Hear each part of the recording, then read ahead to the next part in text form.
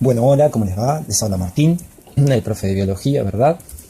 Y aquí estamos con una nueva presentación de la evolución química biológica, ¿sí? Estamos siempre en el origen de la vida, ¿sí? Estamos intentando responder la pregunta de cuál es el origen de la vida y nos metemos con dos teorías, una de ellas muy desarrollada y la otra no tanto, evolución química biológica y panspermia, ¿sí? Así que, ¿qué dice la evolución química biológica? Dice así: explica el origen del primer ser vivo, ¿sí? El primer ser vivo es el ancestro de todos los seres vivos del planeta. Sabemos que hay unos genes de ADN, ¿verdad?, conservados en cada célula de cada ser vivo. Entonces se puede rastrear en el pasado esos genes que están conservados a lo largo de los millones de años, y todo apunta a que hubo en un principio un único y primer ser vivo, que se nombra, eso es teórico, ¿verdad?, la construcción de él, pero se nombra como LUCA.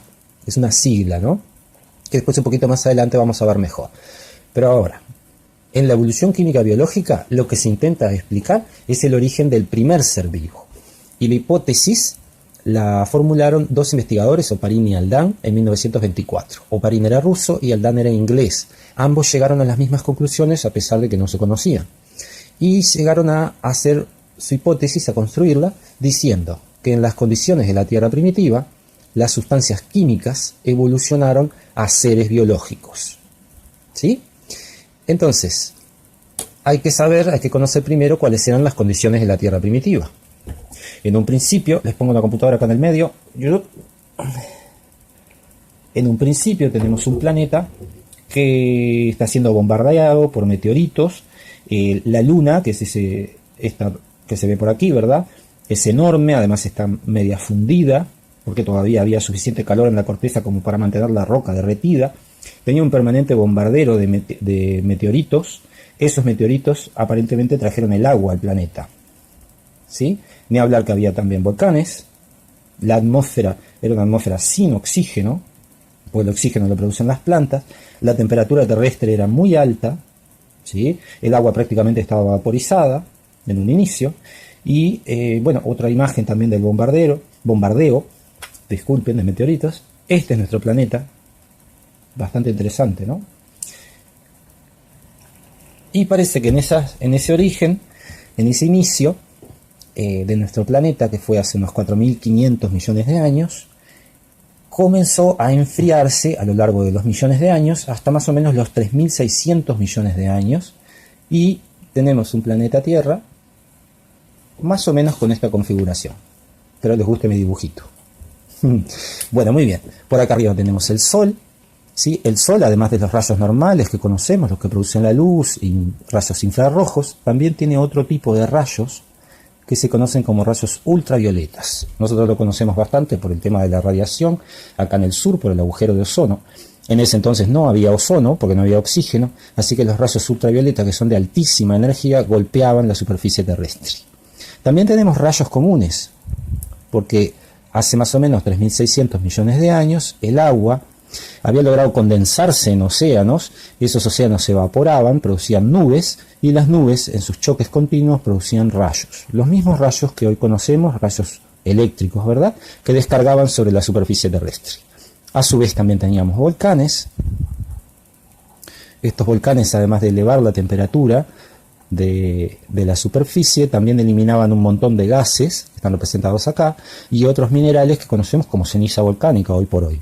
¿Sí? Actualmente los volcanes se considera que pueden ser responsables del calentamiento global, que es muy hablado, y que han sido a lo largo de la historia del planeta responsables de varios cambios climáticos muy, muy bruscos. Así que en su inicio se puede considerar que estaban ahí también. Muy bien, finalmente tenemos los océanos, de agua un poco más dulce de la que conocemos hoy, porque el agua que caía por las piedras, ¿verdad?, iba disolviendo los minerales paulatinamente. Entonces, en este entonces el agua no era tan salada como es en la actualidad, ¿sí? Así que tenemos todos estos elementos.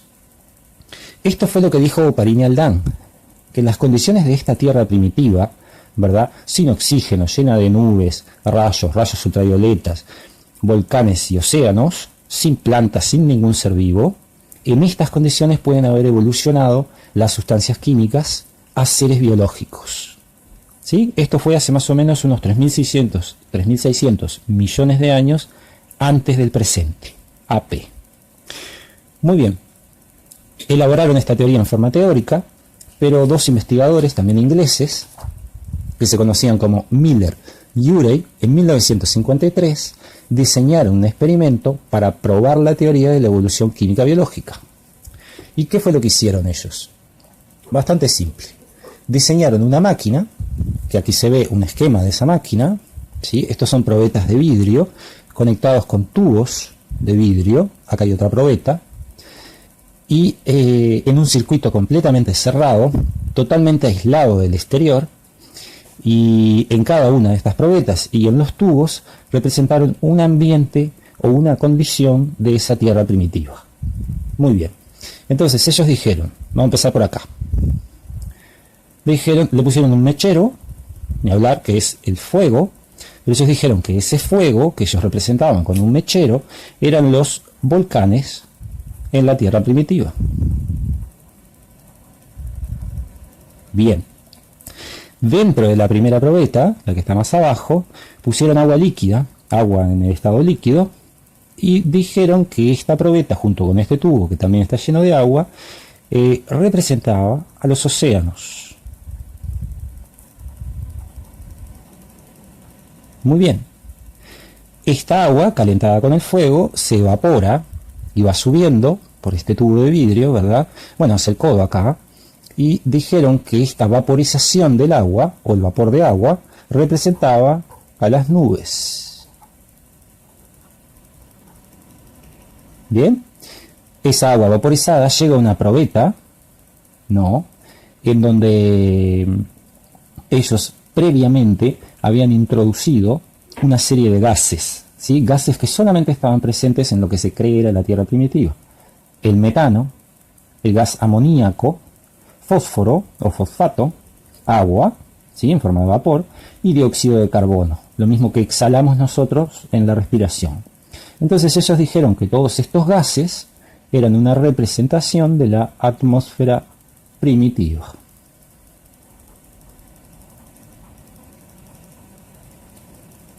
Muy bien.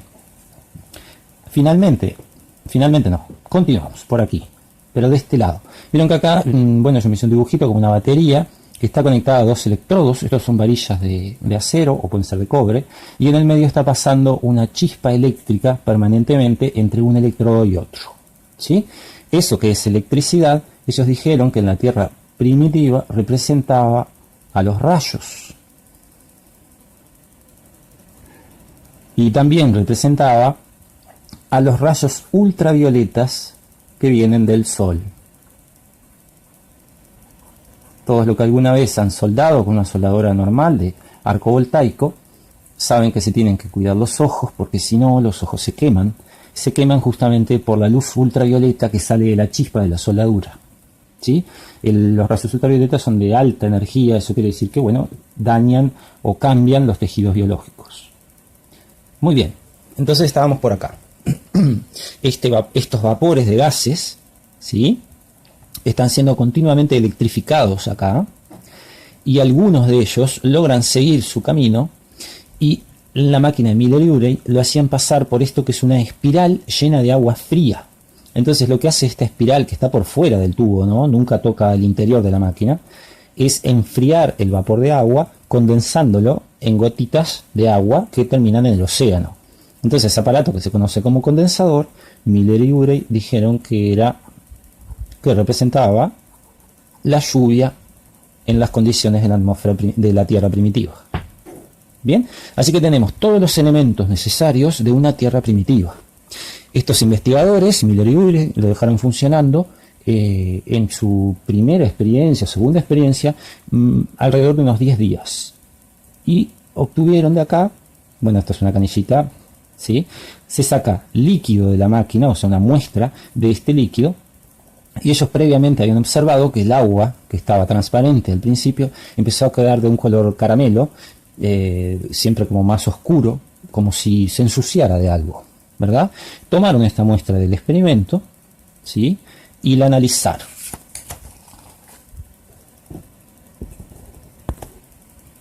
Bueno, muy bien, les decía que tomaron una muestra, ¿sí? Y la analizaron, a ver qué pasó ahí.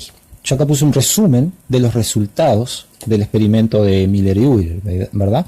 Estas son las moléculas simples que ellos introdujeron en la máquina. A partir de pasarlas por su invención, ¿verdad?, obtuvieron moléculas complejas. Bien, pero ahora vamos a ver un poquito qué pasa acá, cuál es la diferencia entre una molécula simple y una molécula compleja y por qué es tan importante.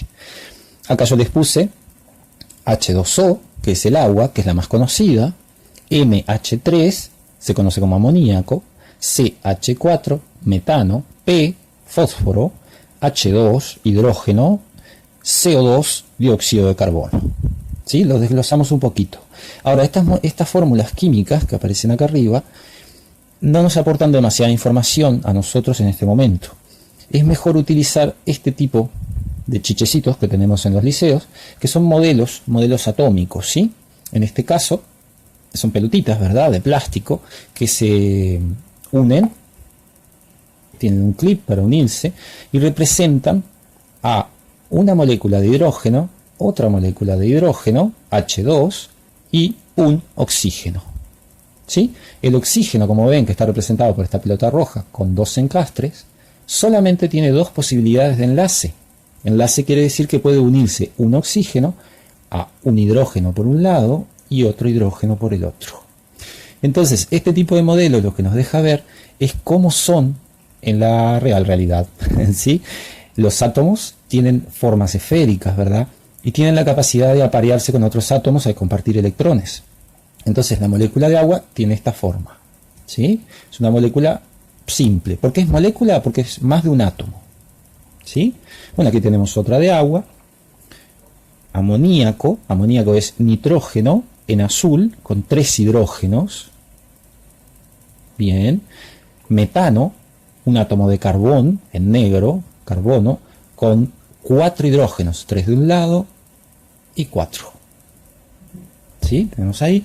También tenemos hidrógeno, son dos moléculas de hidrógeno unidas una con la otra, ¿verdad? Y bueno, fósforo no tengo y dióxido de carbono es un poquito más complejo de armar. Vamos a ver. El dióxido de carbono podemos llegar a decir que es una molécula intermedia entre una molécula simple y una molécula compleja.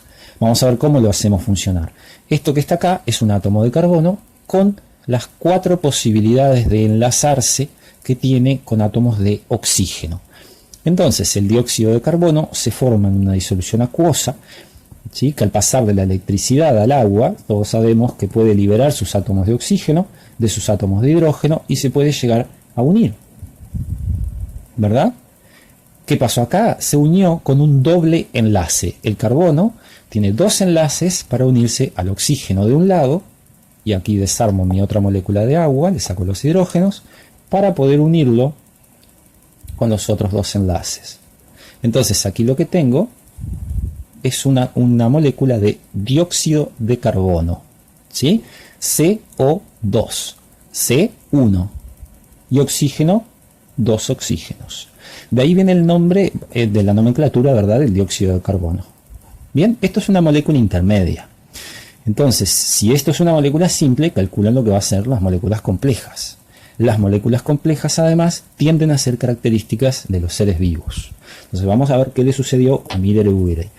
Les hice toda esa introducción, primero para que se hagan una idea de cómo operan las diferentes moléculas cuando están disueltas en agua y siendo pasadas por alta energía de los rayos, por rayos ultravioleta, alta temperatura y a su vez enfriada. ¿Sí? Eso le va aportando energía y quitando energía. Entonces lo que hace es unir, uy, esto está durazo, romper los enlaces y unirlos nuevamente. Eso es lo que hace la máquina de Miller y Urey. Aumenta la posibilidad de que se unan o se rompan las conexiones entre las diferentes moléculas. El tema es que esas conexiones siempre tienen una tendencia, ¿sí? Siempre tienden a unirse más de una forma que de otra. Es tan complejo el proceso que solamente haciendo las experiencias logramos saber qué pasa. Entonces, al hacer la experiencia encontramos esto. Esto sí es una molécula compleja, ¿verdad? Acá tenemos un fosfato o fósforo, ¿verdad?, unido doble enlace oxígeno, un enlace OH, oxígeno-hidrógeno, otra vez oxígeno-hidrógeno, oxígeno. Cada palito está representando uno de estos enlaces que puede hacer un átomo con otro átomo al construir una molécula. Entonces tengo una gran molécula que se formó en 11 días, que la dividí en 3 partes, ¿verdad? La primera parte en verde, ¿sí? Son fósforos unidos a oxígenos e hidrógenos que construyen una molécula que se conoce como difosfato.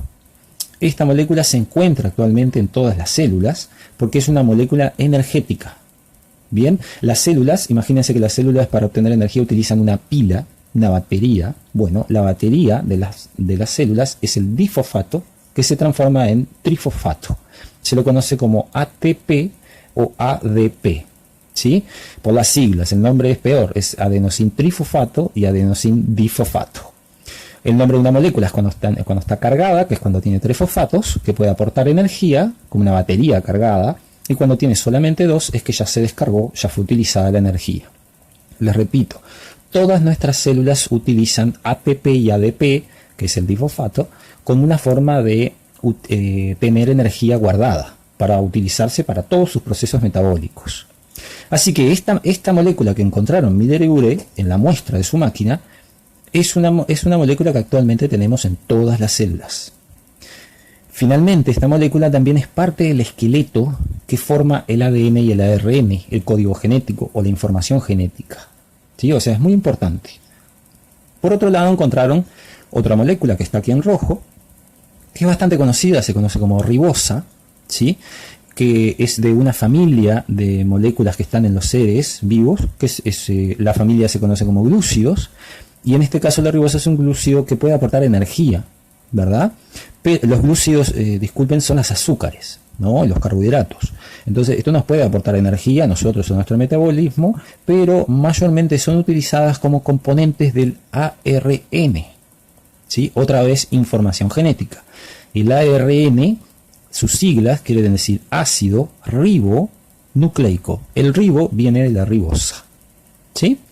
Muy bien, continúo por acá. La tercera molécula que también fue obtenida de la máquina de Miller y Urey se conoce como adenina, ¿sí?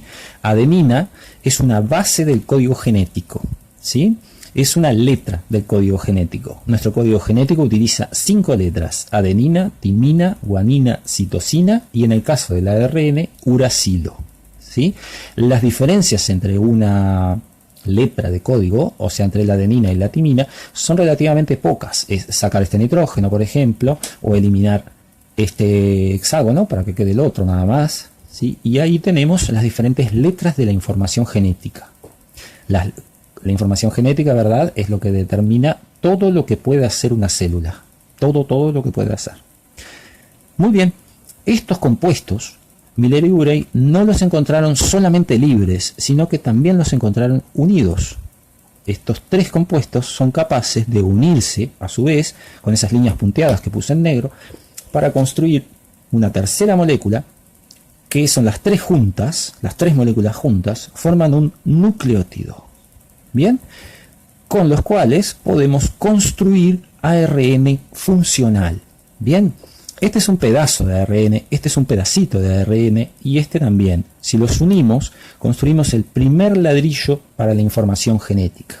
Entonces, lo que nos deja saber la máquina de Miller y Urey es que a partir de moléculas simples y en condiciones sin oxígeno, de alta temperatura, rayos ultravioleta, en condiciones que actualmente para la vida serían completamente nocivas, fue posible en una Tierra primitiva construir moléculas muy grandes, complejas, que actualmente les decimos biomoléculas, capaces de estar presentes en los seres vivos y darles la posibilidad justamente de tener metabolismo y transformarse, en vez de una materia inerte, en una materia viva. La más importante de las moléculas que ellos descubrieron fueron los nucleótidos, como les decía, principalmente porque son los que van a formar el ácido ribonucleico o ARN, que es información genética. Así que por ahí va el caminito de piedras. Parece que el caminito de pistas, disculpen, ¿no? De miguitas. Parece que la primera biomolécula formada fue el ácido ribonucleico. Bien, más adelante, en el curso les voy a contar por qué es importante esta molécula como la primera en la formación de un ser vivo. Muy bien, pasamos a la siguiente, que ya nos vamos a la panspermia. Hasta acá vamos a dejar la evolución química biológica por ahora, porque vamos a continuar con ella analizando el primer ser vivo, cuál fue. Pero ahora nos vamos a panspermia. Así rapidito. Ahí va. La panspermia amplía el origen de la vida, no solamente al planeta Tierra, sino a todo el universo. Lo que dice la gente que cree en panspermia es que las condiciones que generaron vida en el planeta Tierra también se dan en otros lugares del universo. Y recuerden que el universo es muy grande. Así que ellos, la hipótesis que establecieron fue que la vida se transporta por el espacio en cuerpos que pueden viajar, como por ejemplo son los cometas, los meteoritos, los asteroides, etcétera. Hay un etcétera muy largo ahí, planetoides, extraterrestres, naves espaciales, bla, bla, bla. Muy bien. Entonces, ¿qué sucede? Hace 4.500 millones de años atrás se formó un planeta que conocemos como Marte. ¿Sí? Este planeta Marte, como todos los planetas del sistema solar, fue bombardeado por una serie de meteoritos, cometas y asteroides que estaban viajando por el sistema solar, y uno de ellos impactó en Marte, ¿sí? Expulsando partes del suelo marciano. Chocó acá arriba, ¿verdad? Cerca del polo, lo puse ahí, pero podría ser en otro lugar, y sacó pedacitos de la corteza de Marte, o sea, del suelo marciano. Esos se conocen como meteoritos marcianos. Este impacto se calcula que fue hace unos 16 millones de años. Creo que eran 16 millones de años. Bueno, no es demasiado relevante, pero tiene mucho tiempo. Ese meteorito estuvo viajando por el espacio durante varios millones de años antes de llegar al planeta Tierra. Chocó en el planeta Tierra. Uno de ellos impacta en la Antártida hace 13.000 años. No fue hace tanto, 13.000 años. Impactó en la Antártida. La Antártida es un continente helado, ¿verdad? Y está lleno de nieve. Entonces es un muy buen lugar para encontrar meteoritos, porque los meteoritos, como tienden a ser negros, se ven muy bien sobre la nieve, y hay expediciones que van a buscar exclusivamente meteoritos. Una de estas expediciones, en 1984, lo descubrió a este pedacito de corteza de Marte y lo nombraron como ALH 84001. Este es el nombre del lugar donde lo encontraron. ALH son las siglas de una montaña, 84 es el año y 001 porque fue el único que encontraron ese año y en ese lugar. Es el primero. Este meteorito, que acá yo le hice un dibujo, pero les muestro una fotito en la computadora, es este meteorito. ¿Sí? Es una piedra más o menos de un par de kilos. Como ven acá, tiene rasgos de sobrecalentamiento porque entró a la atmósfera y la atmósfera tiende a calentar los cuerpos que entran por la velocidad a la que ingresan, y también tiene una parte fragmentada. En esta parte fragmentada, los investigadores la aumentaron con un microscopio especial que se llama microscopio de barrido y encontraron esta estructura. ¿Sí? Esto tiene un aumento enorme. Muchos investigadores todavía se encuentran escépticos, pero hay gran probabilidad de que esta estructura haya sido una bacteria. ¿Sí? Es muy probable que esto sea una bacteria fósil. Muy bien. Entonces, volviendo a nuestro esquema, tenemos aquí el meteorito. Aquí. ¿Sí? Una representación. Si lo aumentamos, esto es una lupa para indicar que estamos aumentando. Con una lupa no lo podemos ver, pero sí con un microscopio electrónico de barrido. Y aquí está nuestro fósil. No es el único, este es el más grande y el más que tiene los límites más claros, pero hay varios. Entonces, lo analizaron y dijeron, posterior análisis de laboratorio, descubrieron posibles fósiles bacterianos. La idea que la vida se traslada por el espacio ya no es una locura. ¿Sí? Este fósil ha tenido muchísima controversia, les decía, pero lo último, que fue el 2009, unos investigadores estadounidenses también, ¿no? Extrajeron una muestra, hicieron un análisis y encontraron una sustancia que se conoce como ferrita y magnetita. ¿Sí? Magnetita nos dice el nombre, es una piedra magnética que algunas bacterias terrestres, muchas de ellas en realidad, la producen para lograr orientarse con el campo magnético terrestre. funcionaría la magnetita dentro de las bacterias, funcionaría como una brújula para nosotros. Entonces aquí encontraron magnetita. Al encontrar magnetita es muy probable que esta estructura fósil haya sido una bacteria. La antigüedad de esta bacteria se puede calcular al medir la antigüedad de la piedra, ¿sí? Tiene 3.600 millones de años, la misma antigüedad que se cree que inició la vida en el planeta Tierra. Así que es probable que algún bombardeo marciano o un bombardeo a todo el sistema solar haya sembrado en sus orígenes la vida en todo el sistema solar. Un planeta como Marte aparentemente la desarrolló en un pasado, pero después las condiciones de Marte cambiaron tanto que se extinguió la vida, pero el planeta Tierra, por suerte, donde estamos hoy, sigue manteniendo la vida. Bien, a tener en cuenta de la panspermia, de esta teoría. No le agrega nada, la panspermia no agrega nada al origen de la vida, ¿sí?, de la evolución química biológica. La evolución química biológica en realidad dice en las condiciones de la Tierra primitiva. Lo que dice la panspermia es que no tiene por qué haber sido la Tierra, ¿sí? Puede ser las condiciones del universo primitivo. Hay muchos lugares en el universo donde hay condiciones en las cuales se pueden transformar moléculas simples en moléculas complejas, que son las moléculas de la vida. Bien, entonces se dice que esta teoría, la panspermia, es un agregado de la teoría anterior. La teoría fuerte, lo que les quiero decir, es la evolución química biológica. Por eso vamos a seguir explorándola a lo largo del semestre. Bueno, gente, les dejo un trabajito, espero que les haya gustado los dibujos. Y es así, estos son unos ejercicios muy similares al anterior del creacionismo y de la generación espontánea. La idea es que sean similares para que les actúen como un resumen de las teorías. Y es así, las teorías biogenistas. Recuerden que los biogenistas son los que creen que la vida siempre proviene de la vida.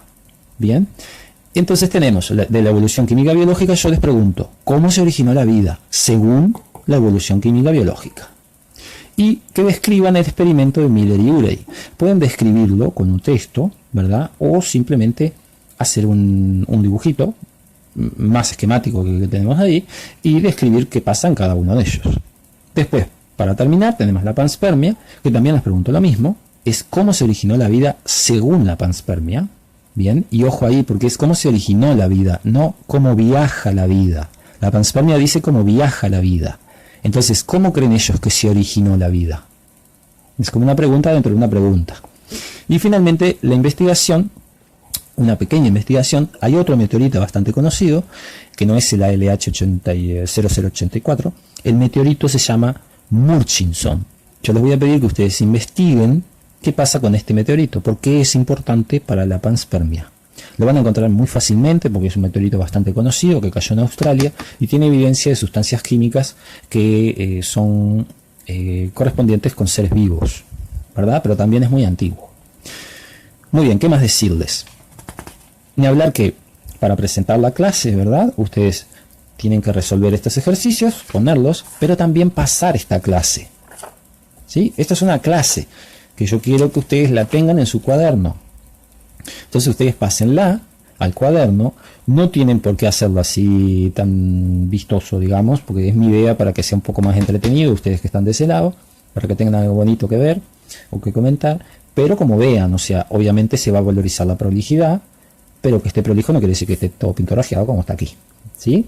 Le pueden agregar al costadito notas o resúmenes o material que ustedes encuentren en otro lado cuando vieron estudiando, y bueno, me parece que lo puedo agregar y lo agrego sin ningún problema.